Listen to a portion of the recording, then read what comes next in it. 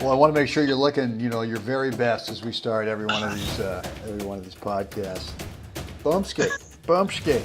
There we go. All right, Jeffrey. Listen, what's going on up there in Napa, California? I know that you were. I said, we're batching. I think 3 of these episodes, and just so everyone knows, even though we're publishing daily, I'm pretty sure you must have figured out by now. We don't literally do this every day, right? So we try to do 2 or 3. Well, yeah, I try to wear the same shirt 4 days in a row.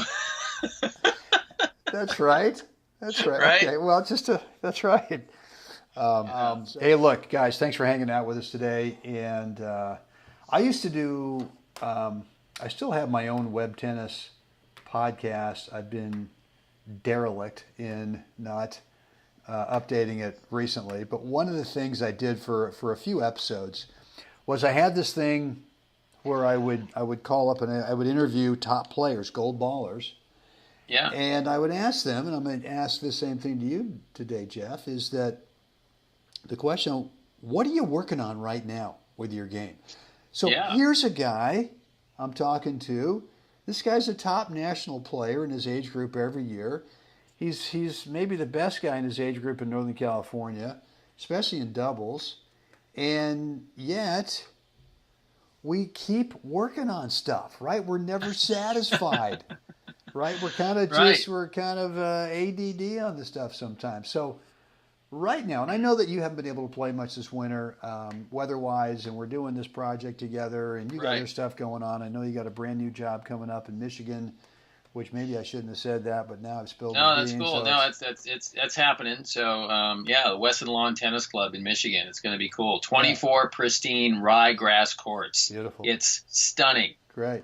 Yeah. Great. Well, come see me. So you've been spending a lot of time, I know, teaching and coaching and working on this project with me, and yet you're still playing some stuff. So what's the number one thing, Jeff, that you're working on right now with your game?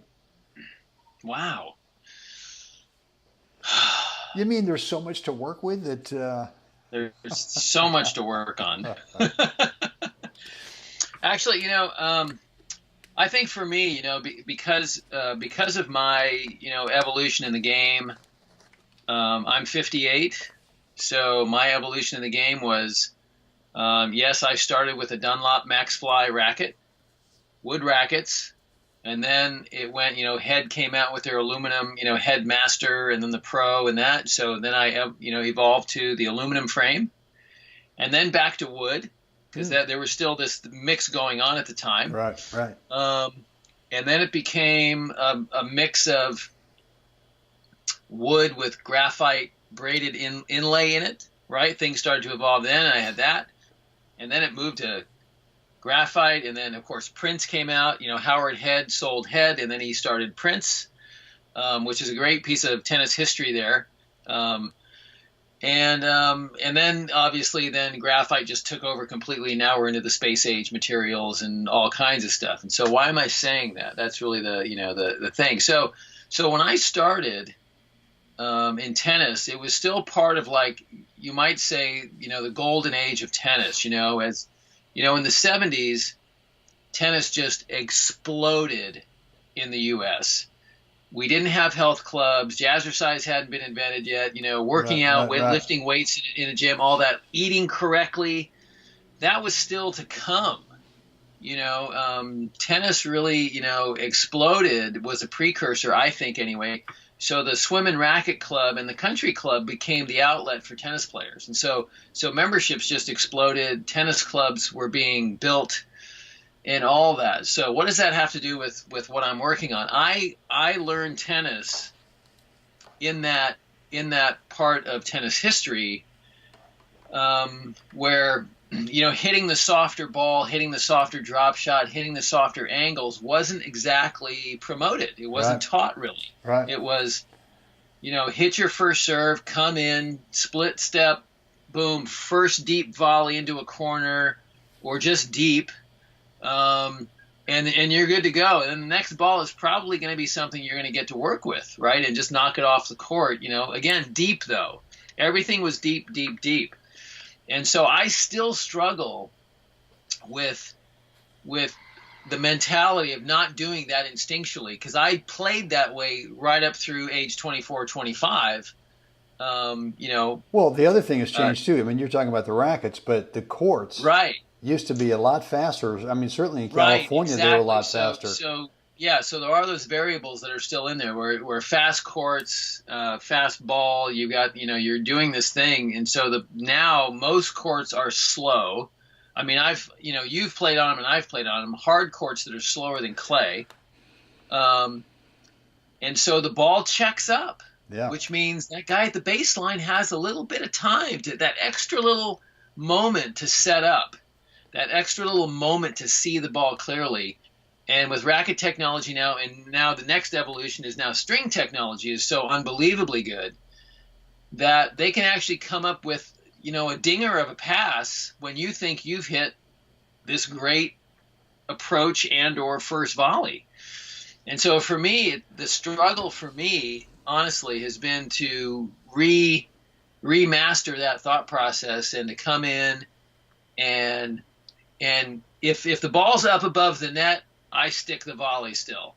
If the ball gets down in, I have to really think hard about softening the volley and playing it shorter in the court to get the guy off the baseline to come forward so he doesn't have that full setup, that full swing, and starting to hit those softer angles on the first volley when just knocking off the court isn't available. So for me, that is probably the one thing that I still struggle with, and I always have to pay attention to in the evolution of my game. Okay, so and then what about the factor of age?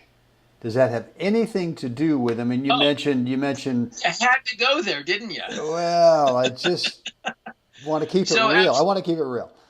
Yeah, absolutely. That has a factor in it too. I'm not as fast as I was at age 24, right? Yeah, I know. It's listen, I'm, no one's more surprised than me. So I'm not in that extra step. After if I hit a serve, a decent serve, and I'm lucky enough to hit the 100-mile-an-hour mark or a little plus, the ball's coming back quick. It's back to me very fast, and so I don't get that extra step in. I'm a little bit deeper in the court on that first volley, which also has something to do with the first volley, right? So even if I stick the first volley, I'm hitting it from 55, 60 feet away from my opponent. That's a lot of hang time for a ball. Yeah. And I think that doesn't always get taken into consideration, in terms of the geometry of the court and distance. It's 78 feet baseline to baseline in a straight line. Right.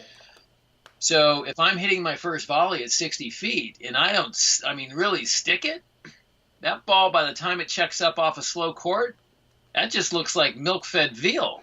That is just, that ball is just sitting there, right, waiting to be hit. And so I've really had to because of all these factors, definitely the pace of the court, definitely my own speed, not being able to close in that extra step and a half and hit my first volley closer to the service line or even inside the service line if the ball's floating. Yeah. But I'd say for me, just because of my training and evolution in the game, that's been the hardest thing for me to renegotiate and remaster is hitting a soft first volley. Yeah. And hitting that soft.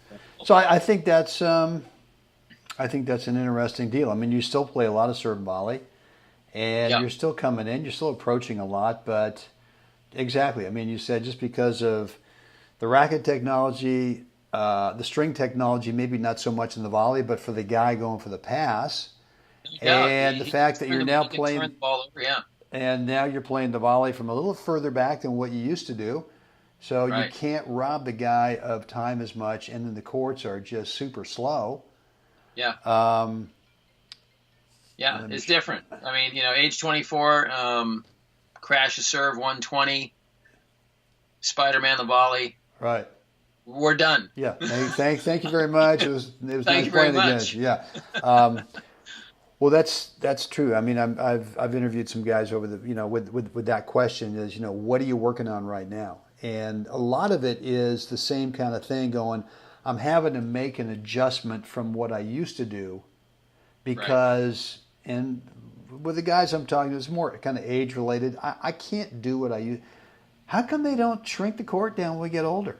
What's up with that? Right. What's up with that? I mean, it should be like, by the time you hit the 60s, it's a little bit smaller, right? But yeah. no. Why don't I get to serve from 70 feet instead of 78? That's right. So, yeah, we got to be smarter about that, and and we really, if you're really, curious about how you can play at the very top of your skill level based on age, based on whatever, at any given moment, just the present moment, there's probably something that you got to work on, and some of it may not be, I've got to really work on now really sticking the volley. All right, you used to stick the volley. Those days are probably done, man, right? You can stick it, but guess what? It's still not coming off. You want to go in the gym and lift. That's the deal, is that it feels like you stuck it. Right. But when you're watching the ball come off the strings, it's like, God, I really thought I stuck that. That's right. That's right. I thought that ball would be through the end of the baseline by now. It'd be through the court and past the guy by now. And he's just like licking his chops going, thanks, Jeff. I like this. So definitely it's become a way more calculated construction of the point. Yeah. Good. Good. So. All right, man. Good stuff. Thank you. Thank you for that, for those pearls of wisdom, as always. I think it's time where we kind of shut this down. I got a match tomorrow. I'm ready to kind of call it an evening. So, guys, look, we are still offering a free 10-minute coaching call. Literally free. It is private. It's just the three of us. A three-way call. You got to bring the one thing in your game right now that, man, it's that thorn in your side that you just...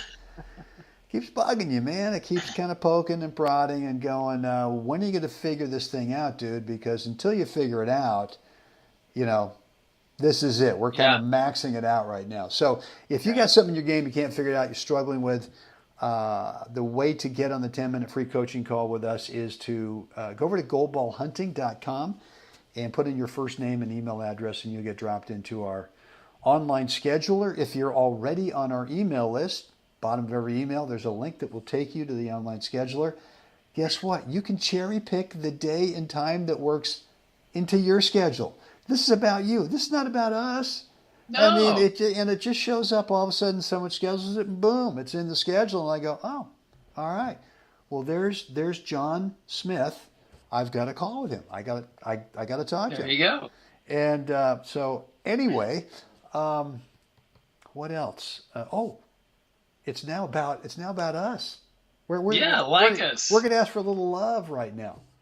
Like us, share us, subscribe, and leave a comment below. Subscribe.